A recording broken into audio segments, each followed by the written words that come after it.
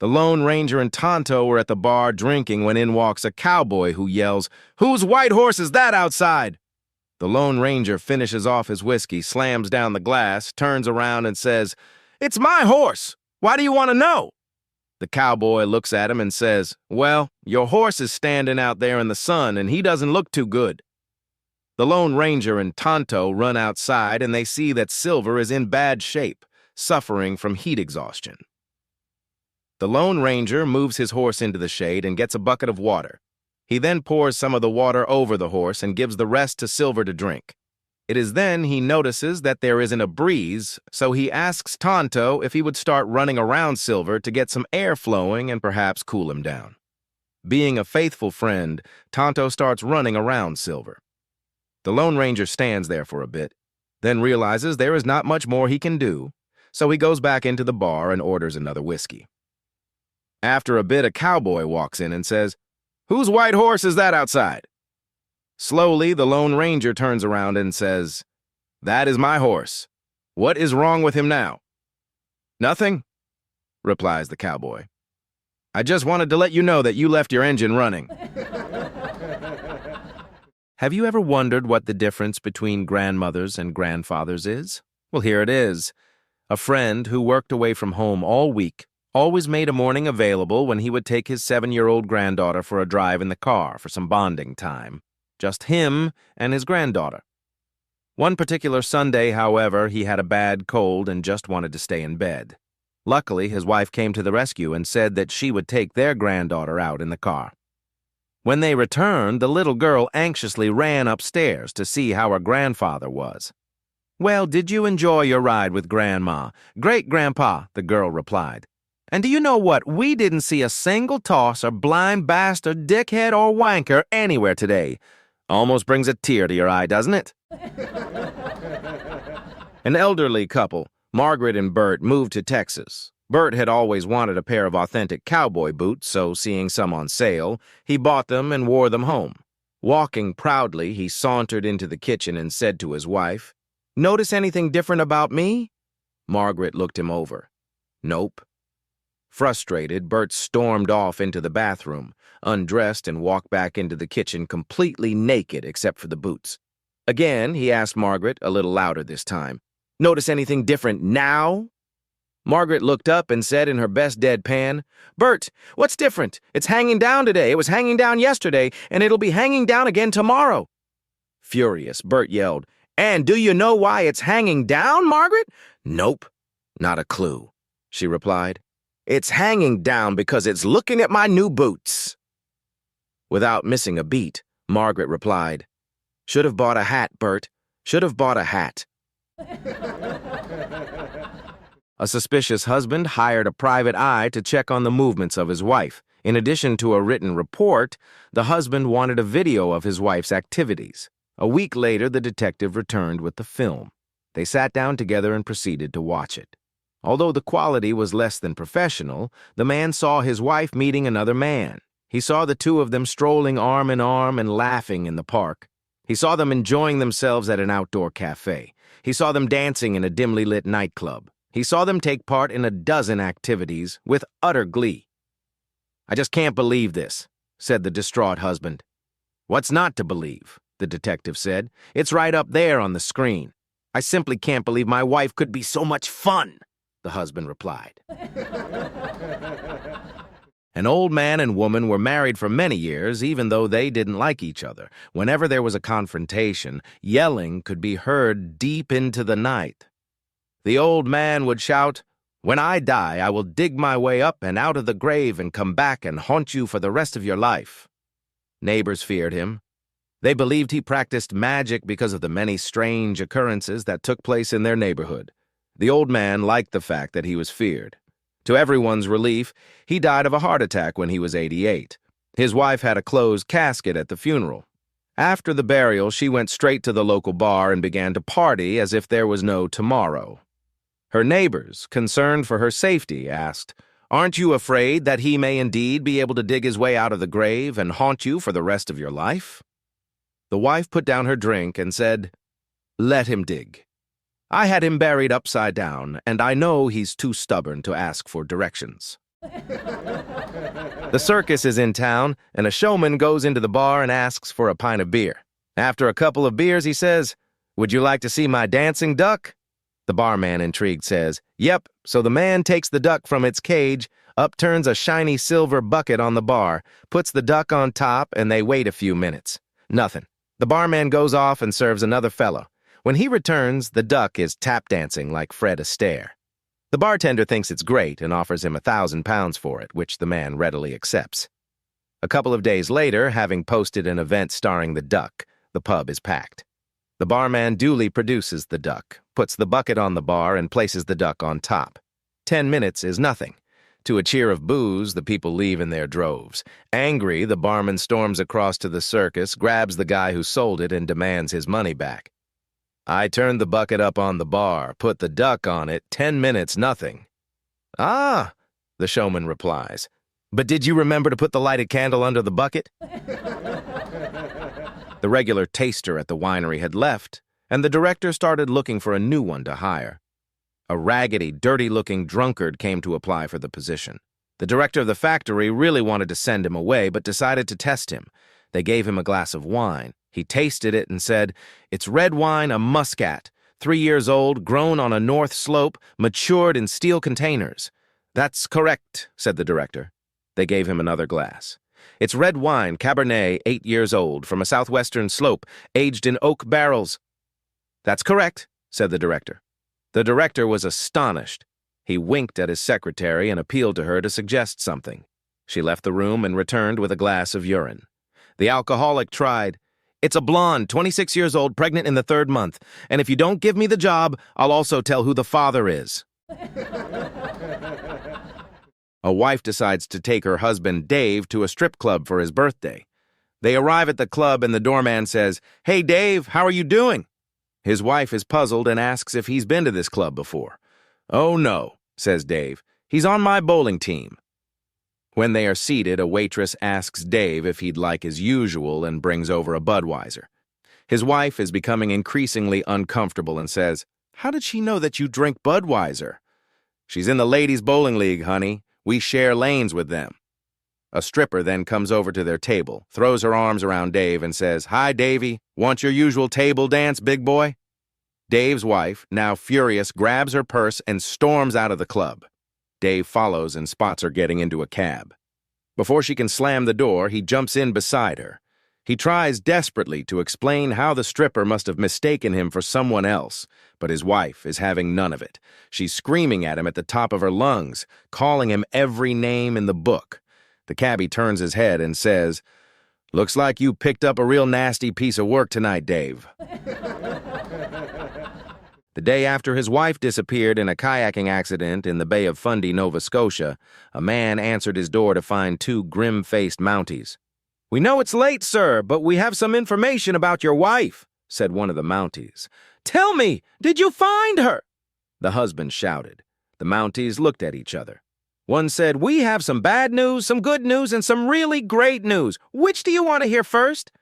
Fearing the worst, the ashen husband said, "Give me the bad news first." The second Mountie said, "I'm sorry to tell you, sir, but this morning we found your wife's body in the bay." "Oh, my God," exclaimed the husband. Swallowing hard, he asked, "What's the good news?"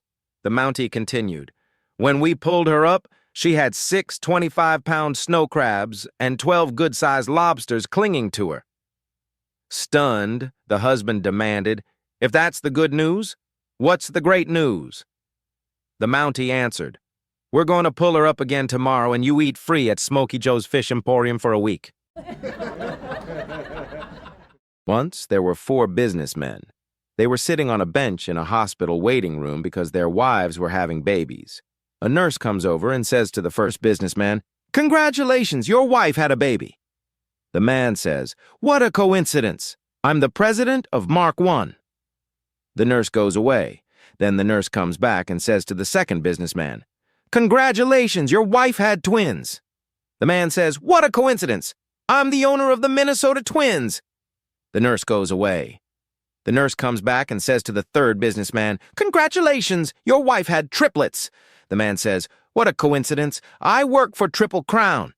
The nurse goes away. The nurse comes back and sees the fourth businessman alone on the bench crying. She asks, "Why are you crying?" The man replies, "I work for 7-Up."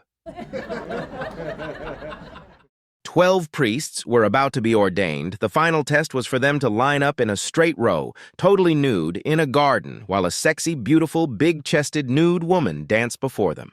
Each priest had a small bell attached to his willy, and they were told that anyone whose bell rang when she danced in front of them would not be ordained, because he had not reached a state of spiritual purity. The beautiful model danced before the first candidate with no reaction. She proceeded down the line with the same response from all the priests, until she got to the final priest, Carlos. Poor Carlos. As she danced, his bell began to ring so loudly that it flew off, clattering across the ground and laying to rest in nearby foliage. Embarrassed, Carlos quickly scrambled to where the bell came to rest. He bent over to pick it up. Then all the other bells started to ring. As a butcher is shooing a dog from his shop, he sees a 10-pound note and a note in his mouth reading, "5 lamb chops, please." Amazed, he takes the money, puts a bag of chops in the dog's mouth, and quickly closes the shop. He follows the dog and watches him wait for a green light, look both ways, and trot across the road to a bus stop. The dog checks the timetable and sits on the bench. When a bus arrives, he walks around to the front and looks at the number, then boards the bus. The butcher follows, dumbstruck. As the bus travels out into the suburbs, the dog takes in the scenery. After a while, he stands on his back paws to push the stop bell. Then the butcher follows him off. The dog runs up to a house and drops his bag on the step. He goes back down the path, takes a big run, and throws himself, whap, against the door. He does this again and again, no answer. So he jumps on a wall, walks around the garden, beats his head against a window, jumps off, and waits at the front door. A big guy opens it and starts cursing and shouting at the dog. The butcher runs up and screams at the guy, "What the hell are you doing? This dog's a genius." The owner responds, "Genius, my ass. It's the second time this week he's forgotten his keys." A soldier approached a nun. Out of breath, he asked, "Please, may I hide under your skirt? I'll explain later." The nun agreed. A moment later, 2 military police ran up and asked, "Sister, have you seen a soldier?" The nun replied, "He went that way." After the MPs ran off, the soldier crawled out from under her skirt and said, "I can't thank you enough, sister. You see, I don't want to go and fight in Afghanistan." The nun said, "I understand completely." The soldier added, "Please don't consider me rude, but you have a great pair of legs." The nun replied, "If you had looked a little higher, you would have seen a great pair of. I don't want to go to Syria either." A Frenchman was teaching his English girlfriend to swim. After the 3rd lesson, the man said to his girlfriend, "Okay, you've now learned enough. I'll let you swim on your own." He then went out to relax by the poolside on the sunbed bed, as he watched his girlfriend practice her newly learned skills. After swimming for a while in the shallow end of the pool, the English girl was beginning to feel confident. She decided to swim to the deep end to practice her newly learned skills. At the deep end, she panicked when she realized her legs couldn't touch the bottom of the pool. "I'm sinking! I'm sinking!" she yelled, struggling to keep her head above the water and splashing around in panic. From the sunbed, where he was relaxing in the sun, the Frenchman, proud, looked on at the girlfriend in the water and thought to himself, "Wow, that's what I call a quick learner. She's already playing in the deep end." But the panicking girlfriend screamed again, "I'm sinking! I'm sinking!" Slightly raising his head from the sunbed and partially covering the side of his mouth in order to be heard, the Frenchman shouted back to his girlfriend, "About what? Where we will eat." A nurse was on duty in the emergency room when a young woman with purple hair styled into a punk rocker mohawk, sporting a variety of tattoos and wearing strange clothing, entered. It was quickly determined that the patient had acute appendicitis, so she was scheduled for immediate surgery. When she was completely disrobed on the operating table, the staff noticed that her pubic hair had been dyed green, and above it, there was a tattoo that read, "Keep off the grass." Once the surgery was completed, the surgeon wrote a short note on the patient's dressing which said, "Sorry, I had to mow the lawn." An old woman took her husband to the doctor. The doctor checked the husband's pulse, then told the woman, "I'm sorry, your husband is dead." The woman was shocked. "I don't believe it. Are you sure? I want to be absolutely sure. Are there any other tests you can do?" The doctor responded, "I'm quite sure, but if you'd like, we do have some alternative tests that we can perform." "Yes, I have to be absolutely certain." The doctor shrugged, sat down on a stool, and yelled out the door, "Send in Mrs. Fluffkins." In walked a black house cat. The cat jumped onto the examination table, walking carelessly on the unresponsive body of the woman's husband. The cat swatted at the man's face a few times, then jumped off the table, meowed twice, and walked out of the room. "Just as I thought," said the doctor. "Dead. Send in Walter." In walked a Labrador retriever. The dog walked over to the woman's husband and smelled his hand, which was dangling from the table. The dog turned to the doctor, his big expressive eyes raised up to meet the doctor's gaze. Then the dog shook his head and walked out of the room. "Just as I thought," said the doctor. "Dead. Send in Colin." Suddenly, a towering Aussie in safari gear burst into the room. A pair of binoculars hung from a strap around his neck. He pulled them up to his eyes, looked at the husband for a second, then turned to the old woman and yelled, "Oi, bitch, your husband's fucking dead," and walked out of the room. "Thank you, Colin," said the doctor, making a note on his clipboard, then yelled down the hall, "Ma'am, can you come in here?" An elderly woman walked slowly into the room, peered through her thick glasses at the body of the husband on the exam table, shook her head, then sat down at a typewriter in the corner and clacked away at the keys for a few seconds. Ding! She pulled a card out of the typewriter and handed it to the doctor. The doctor looked at the card. "Dead. Thank you, ma'am. That'll be all." The doctor suddenly hopped up from his stool. He picked the stool up by the legs and swung it over his head, crashing the seat down on the body of the husband. The husband's lifeless body flailed under the impact, then settled back to rest on the table.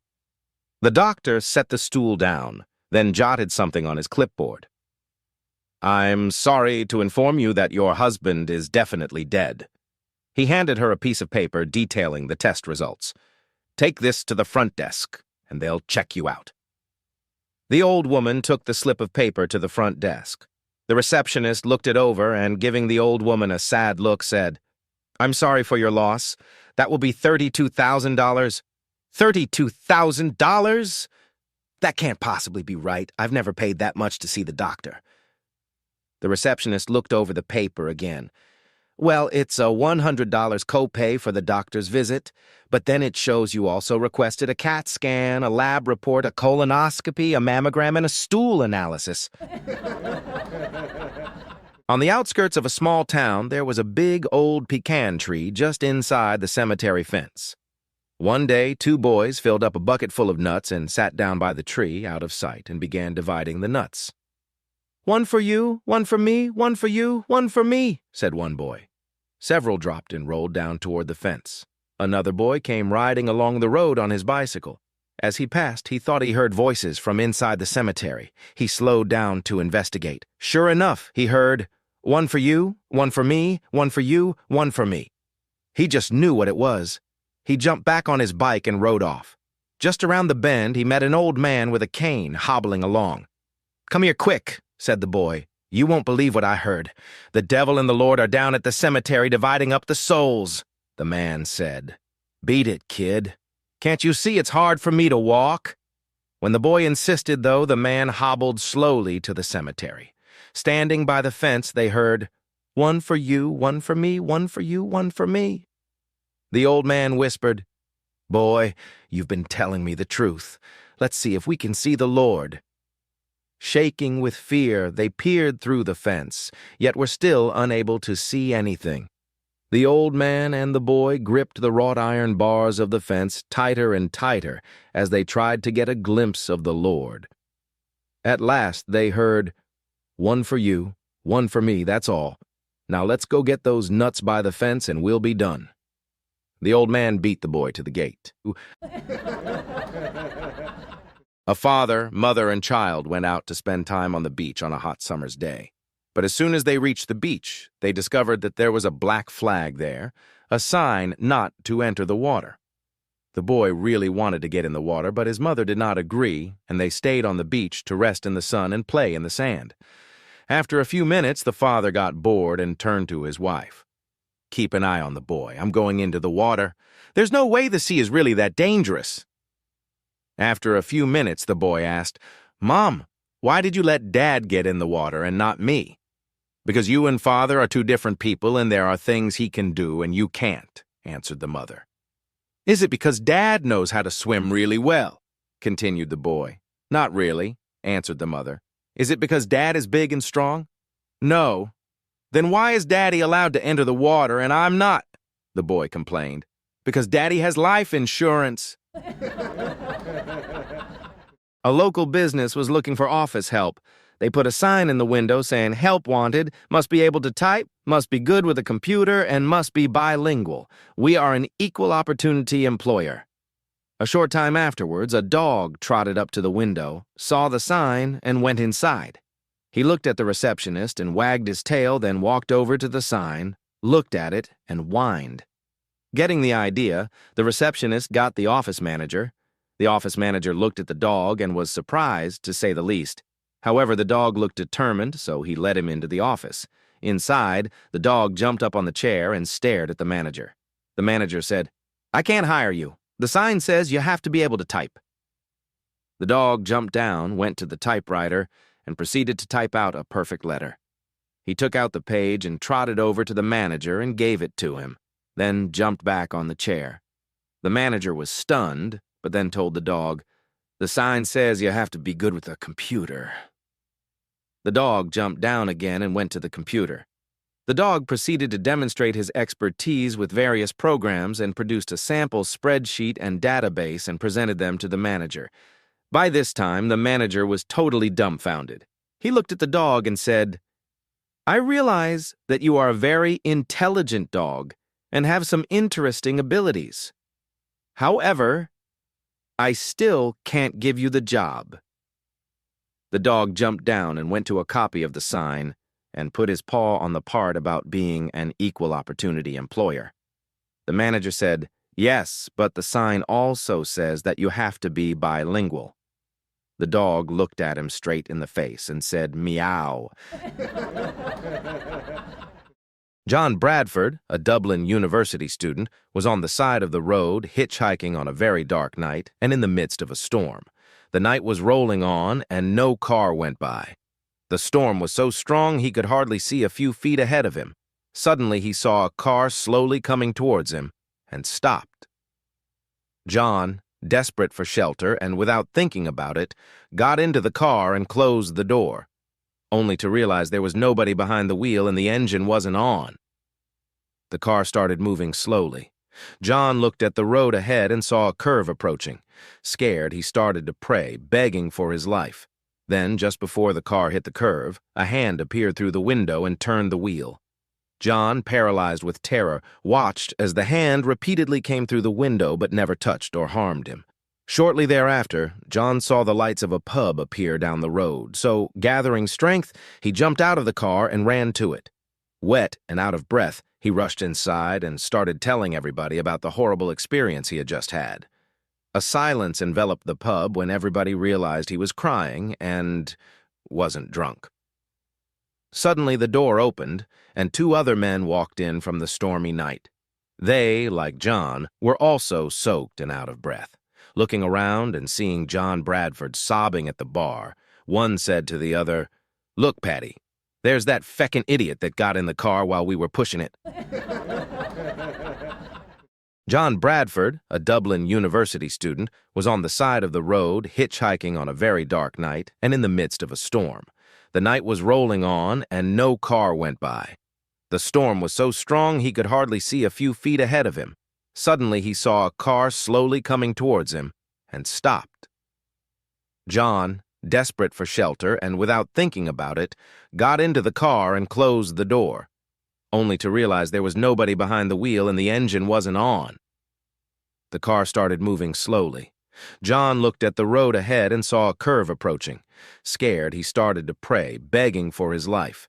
Then, just before the car hit the curve, a hand appeared through the window and turned the wheel. John, paralyzed with terror, watched as the hand repeatedly came through the window but never touched or harmed him. Shortly thereafter, John saw the lights of a pub appear down the road, so, gathering strength, he jumped out of the car and ran to it. Wet and out of breath, he rushed inside and started telling everybody about the horrible experience he had just had. A silence enveloped the pub when everybody realized he was crying and wasn't drunk.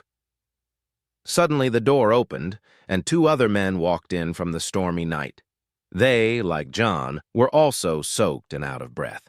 Looking around and seeing John Bradford sobbing at the bar, one said to the other, "Look, Patty, there's that feckin' idiot that got in the car while we were pushing it." Johnny sits at the bar, staring at his drink when a large, troublemaking biker steps up next to him, grabs his drink, gulps it down in one swig, and menacingly says, "Well, thank you. What are you going to do about that?" Johnny bursts into tears. "Come on, man," the biker says. "I didn't think you'd cry. I can't stand to see a man crying. What's your problem?"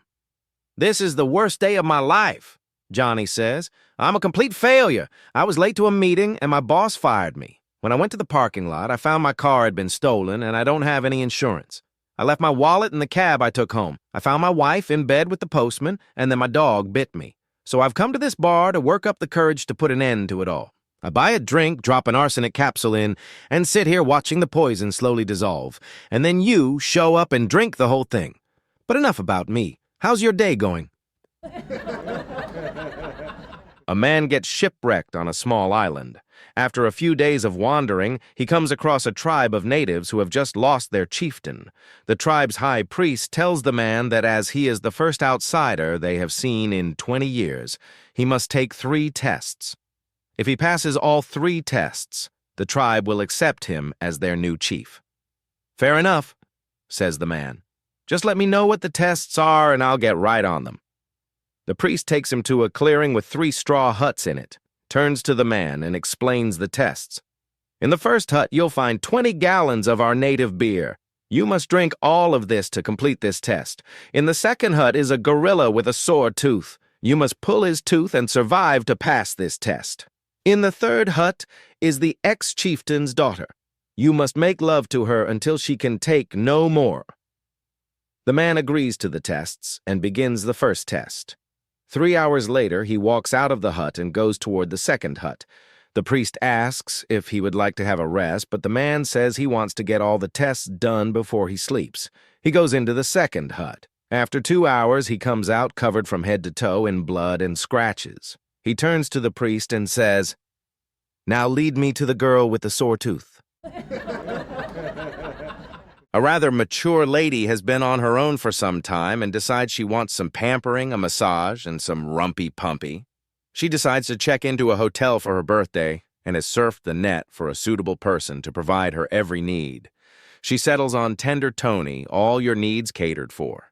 She picks up the phone, dials the number, and so she won't stumble over her words, rushes in.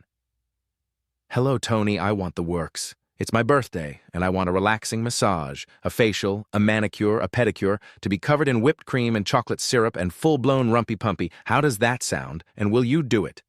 The answer comes back. "Madam, that sounds absolutely delightful, but may I remind you that you need to press 9 for an outside line." "Oh, matron." 2 English gentlemen are commuters using the tube to the city. They get on and off at the same stations, and having done it for years, they occasionally nod greetings or even exchange a "good morning." One of them looked really unhappy one day, and the other said, "I know we haven't been introduced, but if you don't mind me saying it, you do look a bit peaky."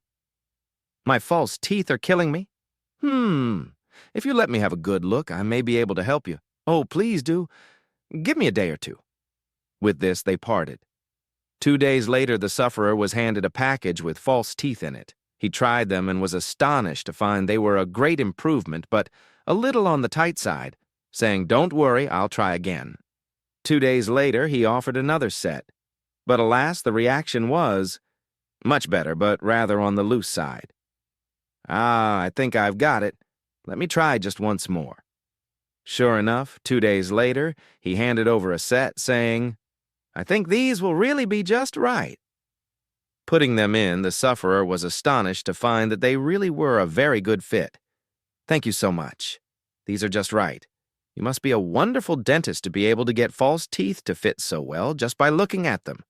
Laughing modestly, the man replied, "Oh, I'm not a dentist. I'm a funeral director."